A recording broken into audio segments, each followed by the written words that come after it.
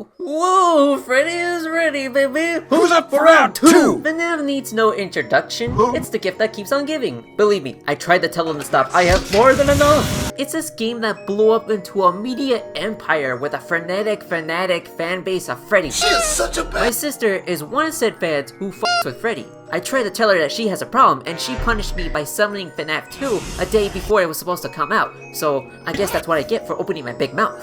But overall, yeah, I liked it. I really liked it. It was pretty cool. So color me surprised when I open my window and the world is in utter chaos. A full-blown war of haters and enjoyers happening at my doorstep, and all I could do is smile. I found it all very amusing because, honestly, I think the hate's overblown. Oh wow, so that means the movie is perfectly good? No, it's one of the worst movies I've seen the entire year, and it failed miserably. When Balloon Boy appeared though, that was funny. It's not necessarily a good movie per se, but it is a fun movie, which I would much rather take than the coma I got watching the Rio movies. Trust me, when you see those movies, anyone who's telling you that Fnaf fans have no standards are lying to your face at that point. You can't trust a man like this. He's the guy across the street to avoid. This movie decides to look at the first movie directly in the eyes, which was an earnest attempt at taking the Fnaf world somewhat seriously while also giving us the best sports scene of cinema history, and decides, I'ma do my own thing. The plot doesn't necessarily jump the shark. It jumps the shark infested water and then lands in the blow-up last moment, but we'll get into that later. Five Nights at Freddy's 2 is actually about Five Nights at Freddy's 1. Not Five Nights at Freddy's the game, but rather Five Nights at Freddy's the first location. So that means Five Nights at Freddy's 1 was actually Five Nights at Freddy's 2. Okay, cool. Now you got that cleared up, it's good to know. The thing that makes this work is an old American tradition. More. There's more animatronics, more spooks, more comedy, more locations, more lore. It's just more. It's all more. Does that make this movie kinda weird when you juxtapose it from the first, where Mike was grieving, obsessed with the loss of his brother, and not appreciating the family he had now? Compared to now in this movie where Mike kills Balloon Boy after triggering his sensory overload? Yeah, but damn it, I really like the more. We get more time with new animatronics, which are like really cool, like god damn. We get it, the Jim Henson Company, you can make cool robots, bring back the Dark Crystal, please! All the animatronics are really cool, but if I'm gonna be honest, I did not recognize MatPat whatsoever. He had so many filters that, honestly, I couldn't make him out. He doesn't even talk that much in the movie, so like, I don't know, was it really worth getting MatPat? He worked much better when he was an actual person that I could recognize and go, and for some reason, they actually really like using the Megan Fox Chica robot, so that was cool. Good to see that the movie acknowledges its #1 demographic, gooners. Okay, if I'm gonna be honest though, she was actually pretty good in this, so you know what, I like it. But also in the main thread this time around, the puppet is just cool. I really like them. They are cool and based, and I want one in my room now. Everyone complains about the withers being underused. Dude, you had a whole scene of them role-playing the second game with them. We had like 2 scenes with this thing, and I really want more.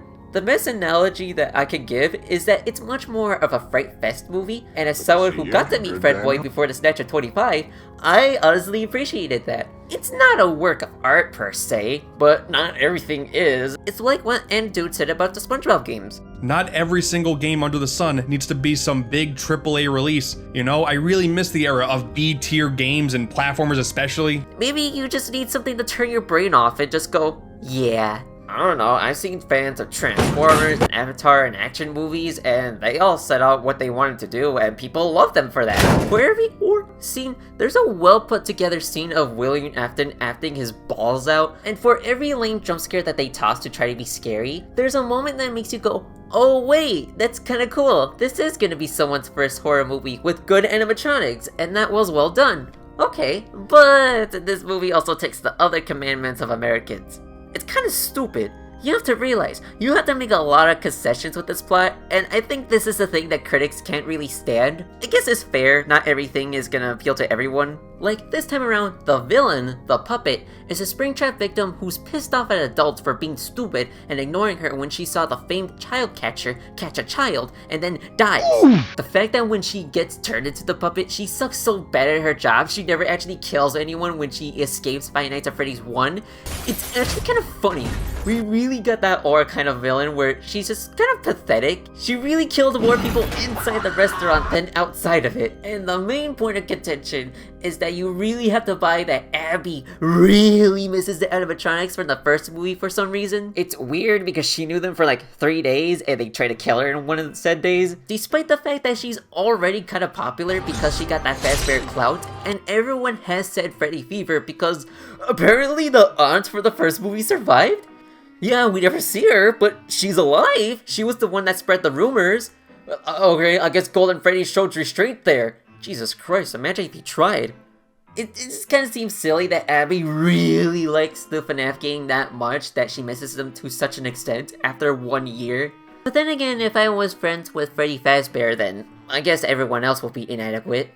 Overall, the plot is a little bit more simple, I feel, which is good because I was able to understand it this time. I didn't get as confused as much in this movie as I did with the other. Overall, I think I was able to ignore these sort of dumb moments because, again, the pacing kept up my attention and I was able to go along for the ride. I'm not asking for everyone to be part of the ride because I know you all had different expectations, but this is its own charming thing that I liked. If you try to pick the story apart and say why it's flawed, it's sort of missing the forest for the trees, I feel. Again, Jurassic Park is a movie where you could do the same. You could point out all the dumb little things, but that's not the point. The point is the aura, and the vibes, and the effects, and the overall charm that the first movie brings, and why every other movie falls because despite having the same issue of a sort of dumb plot, they don't have that sauce. But this movie does, because this movie cooks. Oh yeah, I don't really know where to put this, but since I'm on the topic of Jurassic Park, Wayne Knight's in the movie. I didn't recognize him until he started screaming, and then I was like, but okay, I gotta admit, the ending kinda did suck. It did a good job in building up to a fun climax, and I really like some moments like the genuine baller of the FNAF 1 animatronics killing the evil ones, and then foreshadowing Springtrap. It's honestly kinda cool too. It, alongside other similar stuff that happens in the movie, felt purposeful, intentional for future movies. And most of the time, I was able to go along with it because most of the time, they're like small little things that you don't really pay attention to. It's more like, oh, the fans get it, but I'm not a fan, so it still makes sense. But this movie crosses the line and it tests my patience because this movie ends so badly. It's like bad soda. It is not good, you are pointless. Oh, they show this dweeb who besides like one scene has no impact to the plot, and I forgot he was in it, honestly. I like the actor, it's cool that they got the Scream Bros back together, but man, I kinda wish they used him more. Have him stalk Vanessa. Maybe wear a spare rabbit suit to freak her out. I don't know, trigger her PTSD with her pappy. Otherwise here, he just sort of appears and says, "Hi, sister!" And then Vanessa gets possessed. I'm turning evil! Okay, that's cool. But if they ignore that, then this movie is peak incarnate. And oh yeah, they brought back the lawyer. That was pretty cool too. Are you ready for Freddy?